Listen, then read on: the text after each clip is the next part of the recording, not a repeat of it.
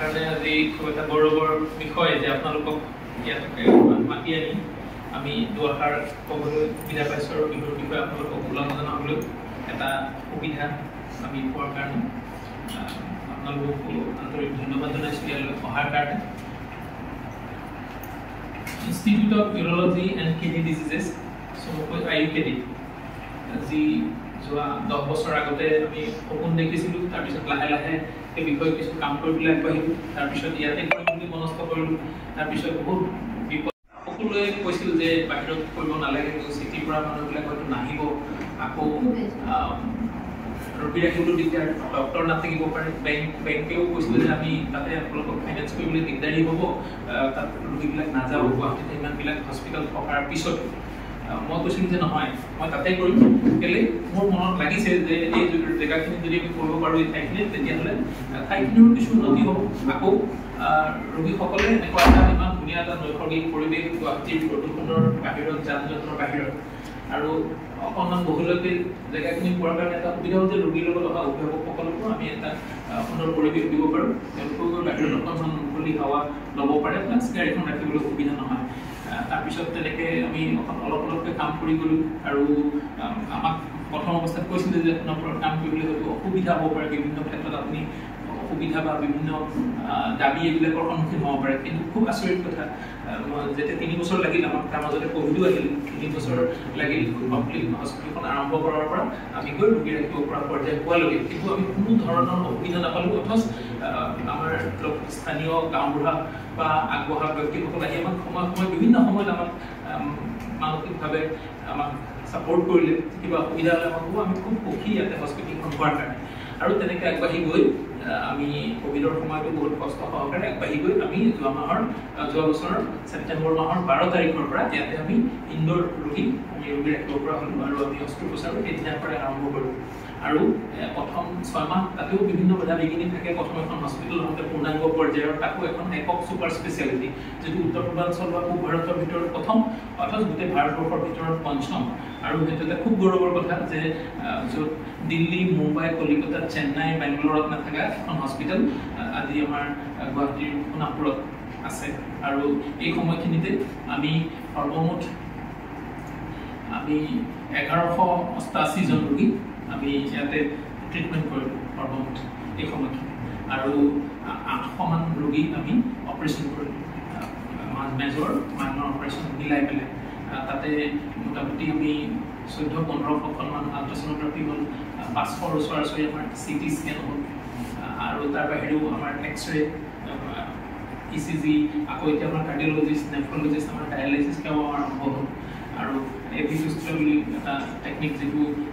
আমাৰ ডায়েলাইচিছ ৰোগীসকলক লাগে, খুব অত্যাধুনিক, সেইটো ৰোগীসকলে ঘূৰি ফুৰিব লগা হৈছিল, সেইবিলাকো আমাৰ ইয়াতে হৈছে। লাহে লাহে আমি ইয়াতে খোৱাৰ ব্যৱস্থা, কেণ্টিন, গোটেইখিনি আমাৰ এতিয়া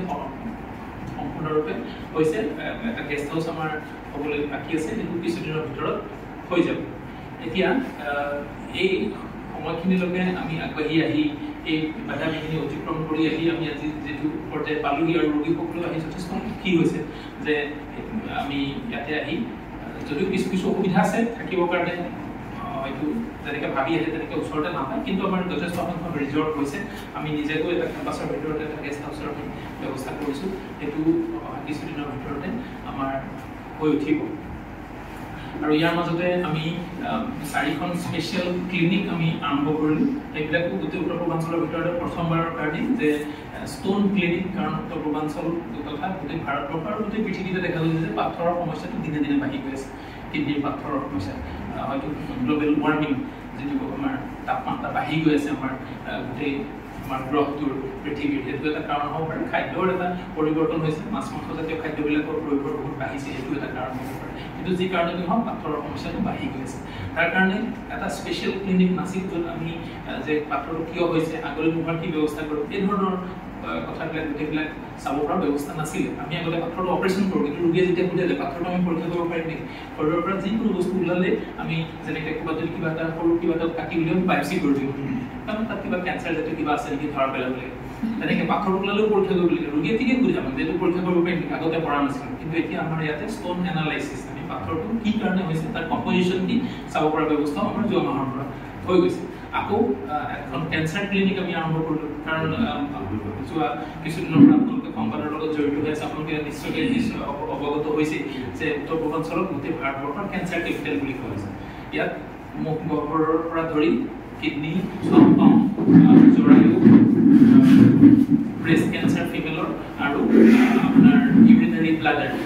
মূত্ৰাশয়ৰ কেঞ্চাৰ খুব ভয়াৱহভাৱে বৃদ্ধি পাইছে আৰু তাৰ প্ৰথম আৰু প্ৰধান কাৰণটো কোৱা হৈছে ধপাত জাতীয় খাদ্যৰ যিটো অত্যধিক প্ৰয়োভৰ আমাৰ উত্তৰ পূৰ্বাঞ্চল তথা অসমত আছে সেইটোৱে এটা কাৰণ আৰু খুব ভয়াৱহভাৱে বৃদ্ধি পাইছে আমি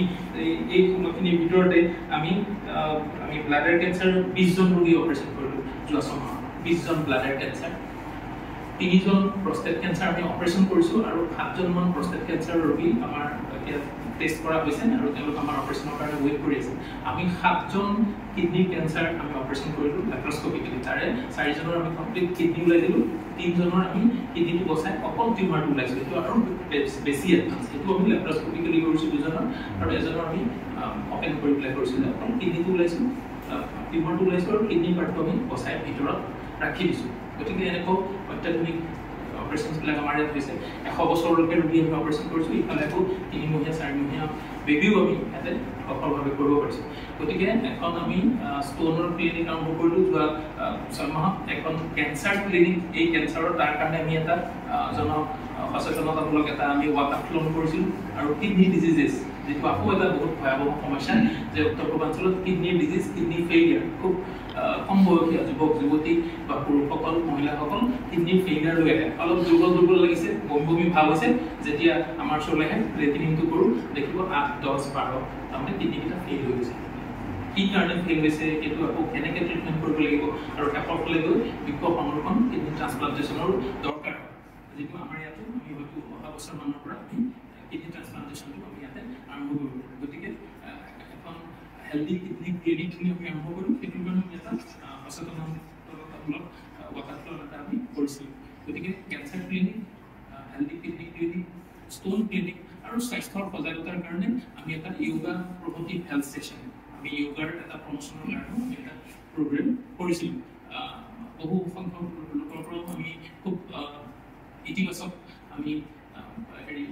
কমেণ্ট পাইছোঁ যে এই ধৰণৰ যি ধৰণৰ সমাজৰ কাৰণে সহায় হ'ব পৰা যিবিলাক আমি ট্ৰিটমেণ্টৰ লগে লগে কৰি গৈছোঁ তো সেইখিনিৰ কাৰণেও আমাক বহুত মানুহে কৈছে যে এনেধৰণৰ কামবিলাক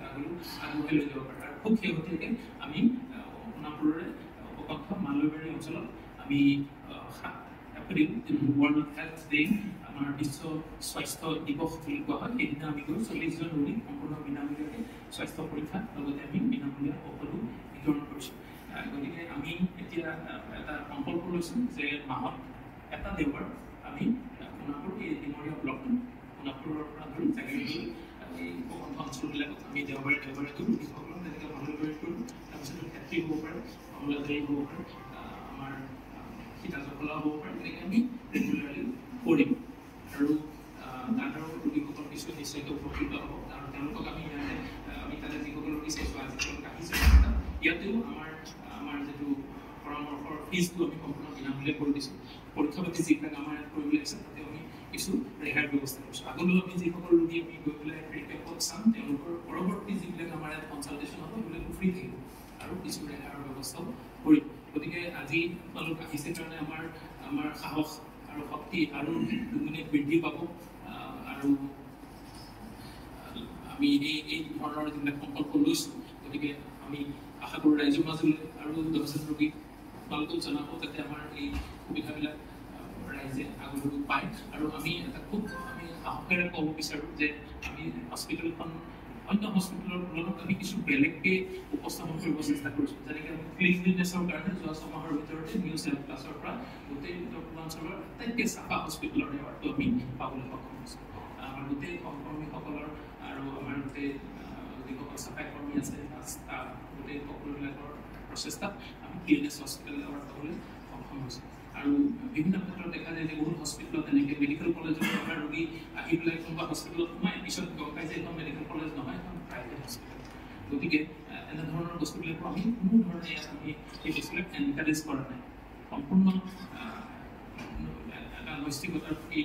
লক্ষ্য ৰাখি অনেষ্টলি এই হস্পিটেলখন আগবাঢ়ি গৈছে গতিকে আমি আৰু আশা কৰিম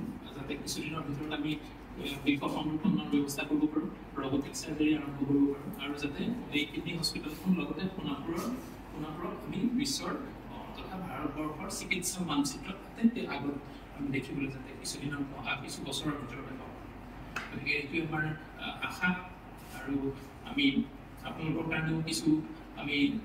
যি নিজৰ স্বাস্থ্যৰ কথা নাভাবি ৰ'দ বৰষুণ কাটি কৰি যদি কিবা এটা অসুবিধা হৈছে ক'লে এতিয়া বোমলা চোলা মানুহ ক'লে এইটো পুলিচ আৰু নিউজৰ মানুহবিলাক তালৈ যাব লাগে যাতে ৰাইজে সঁচা প্ৰকৃত খবৰটো পায়। গতিকে নিজৰ কথা নাভাবি, নিজৰ স্বাস্থ্যৰ কথা নাভাবি আপোনালোকে সদায় ৰাইজক প্ৰকৃত খবৰ এটা সমাজখনৰ দাপোন হৈ থাকিবলৈ চেষ্টা কৰে। গতিকে আমি আমাৰ ফালৰ পৰা এটা আজি লোকক জনাবলৈ পাই সুখী হ'ম যে আপোনালোক লগতে আপোনালোকৰ ঘৰৰ গতিকে নিজৰ যিসকল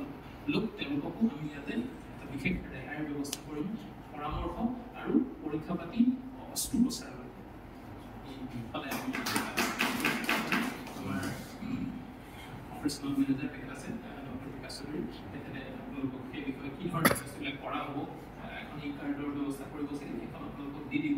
সেইখন কাৰ্ড যেতিয়া হেৰি কৰিব, আৰু আজিকালি কাৰ্ডবিলাক লৈ ফুৰোৱাৰ দিগদাৰ বহুত কাৰ্ড হৈ যায়, গতিকে আমি ই কাৰ্ডৰ ব্যৱস্থা কৰিম, মোবাইলতে ৰাখিব। আপোনাৰ কোনোবা মানুহ আহিলে পঠিয়াই দিলে আপোনাৰ লগতে থাকিলেও আমি তেওঁলোককো কিছু ৰেহাইৰ ব্যৱস্থা নিশ্চয় কৰিম। গতিকে মোৰ লগত আছে মোৰ পত্নী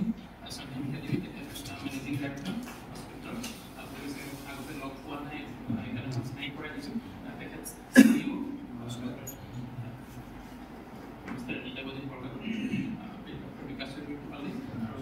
ডক্টৰ বিপুল বৈশ্য, তেখেত অসম চৰকাৰৰ এখন উচ্চপদস্থ বিষয়া, কিন্তু আমাৰ আয়ুৰ্বেদীৰ জন্ম লগ্নৰ পৰা তথা তাৰো আগৰ পৰা আমাৰ লগত ওতঃপ্ৰোতভাৱে জড়িত হৈ আছে, আমাৰ শুভাকাংক্ষী, আমাৰ পথ প্ৰদৰ্শক বুলি ক'ব পাৰোঁ। গতিকে আপোনালোকে যিকোনো সময়ত যিকোনো ৰোগীয়ে যদি কেতিয়াবা কিবা সুবিধা হয় আমাৰ নাম্বাৰছবিলাক ৰাখিব, মোৰ নাম্বাৰটো আপোনালোকে ৰাখিব। মই মোবাইলতে বহুত ৰোগীক সহায় কৰোঁ, যিসকল ৰোগীক নাহাকৈও মই মোৰ পৰামৰ্শটো দিব পাৰোঁ, তেওঁলোকৰ যাতে কাম খৰচ নহয়, আহোঁতে যাওঁতে পইচা খৰচ নহয়, তাৰ কাৰণে কেতিয়াবা মোক দেখাই যোৱা ৰোগীজনে আকৌ অসুবিধা পায়, এইটো টেবলেট খাম নে নাখাম হ'লে মোক হোৱাটছআপ কৰিব। গতিকে কোনো মই সদায় কৰোঁ, কিবা কাৰণে যদি নাপাওঁ কৰোঁ অপাৰেশ্যনত থাকিলে। গতিকে ৰোগীৰ কাৰণে ইমানখিনি আহি আজি এই হস্পিটেলখন যিটো আগৰ পৰাই আছিলে সকলো উত্তৰ পূৰ্বাঞ্চলৰ অভাৱ এটা আছে, তাৰ কাৰণে ৰোগীসকলৰ বহুত কষ্ট হৈছিল, পইচা খৰচ হৈছিল। গতিকে ইয়াতে আমি কৰি আজি এই যি পৰ্যায়টো পাইছোঁ তাৰ কাৰণে ভগৱান অসম উত্তৰ পূৰ্বাঞ্চলবাসী সকলো ৰাইজক হৃদয়ৰ পৰা কৃতজ্ঞতা।